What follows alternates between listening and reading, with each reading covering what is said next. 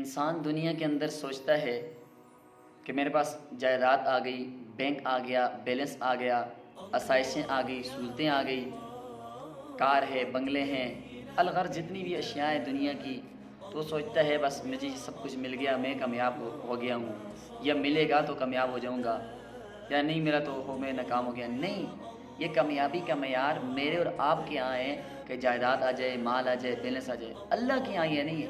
اللہ کے یہاں کامیابی کیا ہے؟ فمن زحزح عن النار وادخل الجنۃ فقد فاز، جو جہنم سے بچ گیا، جو برے کاموں سے بچ گیا اور جنت کے اندر چلا گیا، فقد فاز، وہی کامیاب۔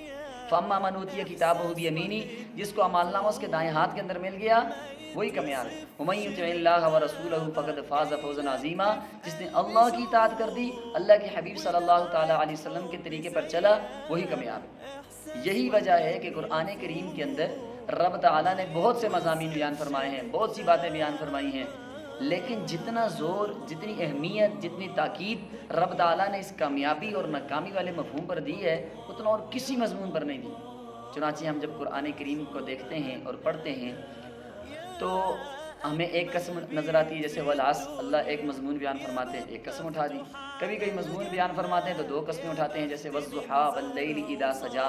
کبھی کئی مضمون بیان فرماتے ہیں تو رب تعالیٰ تین قسمیں اٹھاتے ہیں، جیسے لا اقسم بہذا البلد وانت حل بہذا البلد ووالد وما ولد۔ کبھی کئی مضمون بیان فرماتے ہیں تو چار قسمیں اٹھاتے ہیں، والتین والزیتون وطور سینین وہذا البلد الامین۔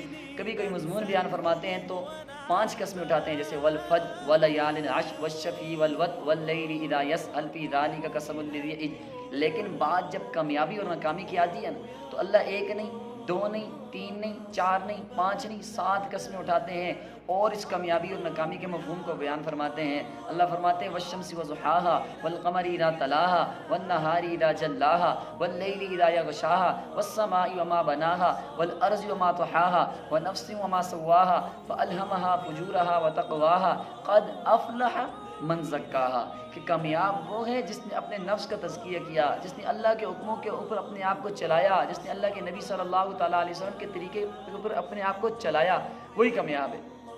لیکن ہمارے یہاں کیا ہے؟ ہم وہی مال کے اندر، جائیداد کے اندر، بینک بیلنس کے اندر، آسائشوں کے اندر، دنیا کی سہولتوں کے اندر کامیابی کو تلاش کرتے ہیں اور سوچتے ہیں بس ہمیں ڈگری مل گئی، ہمیں عہدہ مل گیا، ہمیں کرسی مل گئی، ہمیں منصب مل گیا، یا ہمارے اداروں کے ساتھ تعلق ہو گیا، پولیس والے کے ساتھ تعلق ہو گیا، فوج والوں کے ساتھ تعلق ہو گیا، اداروں کے ساتھ، بڑے بڑے لوگوں کے ساتھ تعلق ہو گیا، حاجی کے ساتھ، سائیں کے ساتھ، وڈیرے کے ساتھ تعلق ہو گیا، تو اب میرے سارے کام بن جائیں گے، میں کامیاب ہو گیا۔ نہیں، یہ سراسر غلط فہمی ہے۔ تو کامیابی یہی ہے کہ اللہ راضی ہو جائے، اللہ کے نبی صلی اللہ تعالیٰ علیہ وسلم کے طریقے پر ہمارا عمل ہو جائے اور ہم اتباع سنت پر عمل کرتے ہوئے رب تعالیٰ کو راضی کر لیں، تو یہی کامیابی ہے۔ تو رب تعالیٰ سے دعا ہے کہ رب تعالیٰ ہمیں کامیابی والے کام کرنے کی توفیق عطا فرمائے اور کامیابی اور ناکامی کے مفہوم کو بھی سمجھنے کی توفیق عطا فرمائے۔